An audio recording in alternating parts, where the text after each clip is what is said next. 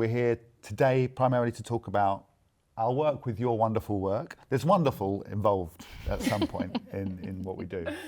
As a graphic design and branding agency, it's kind of obvious to sort of say we love what we do, but it's when we get to work with clients in a sort of a collaborative, same wavelength sort of relationship, we get to do really good work.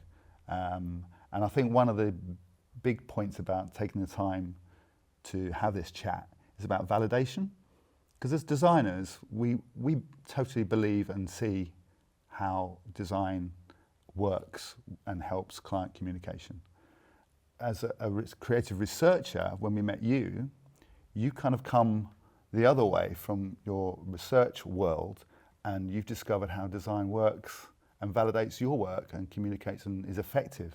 It's wonderful sort of to meet you in the middle. Meeting in the middle. Yeah, because love it. we're like, we know this works. Yeah. And you're like, yeah, I know it works. And so it's a wonderful kind of relationship we've struck up. Yeah. Do you have a point at which you realised this would be useful? Yeah, that's a really good question. I worked for many years as a researcher at the Institute for Public Policy Research, IPPR. And when I was working there, we used to do a lot of long written research reports, really getting into a lot of detail about the sorts of issues that we were investigating and researching. And while I was there, one of the topics that I worked on was immigration and integration, what it felt like and meant to be a migrant coming to a new area. And we went out and we spoke to lots of people. And the research was really qualitative. It was about people's stories, it was about people's lives, and it felt wrong to just be writing that into a long written research report. So we had a conversation internally and we came up with this idea: why don't we produce a set of illustrated stories that can accompany the report, but that can be a way to share these wonderful, rich stories about integration from the perspective of migrants and from the perspective of British people. So we produced this.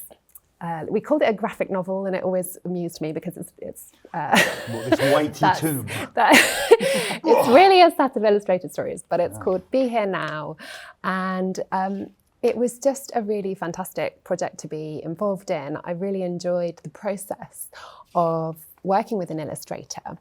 And it was quite funny. There would be times when in the office, everyone was sitting there writing their long research reports, and I'd be there on the phone to the graphic designer going, on page 3, the woman's nose is very pointy. And my colleagues would be going, what are you talking about? But it was great. And we produced this, and it came out alongside the actual long written report, which was called Shared Ground. And we had an event where we invited lots of people to come for the launch of the Shared Ground report. And we put on every single chair in the room a copy of the report and a copy of the set of illustrated stories, Be Here Now. And because it's bright orange, the whole of the large seminar room was just this sort of sea of orange.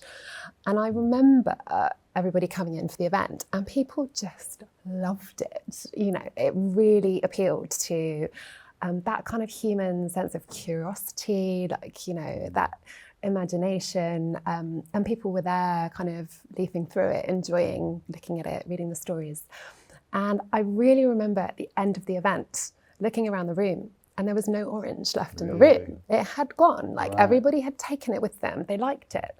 And the report was still littered around the room. And for me, it was just this kind of massive light bulb moment that actually it's really valuable to work with designers and creatives to be able to help to bring to life the stories and the research that I was working on at that time.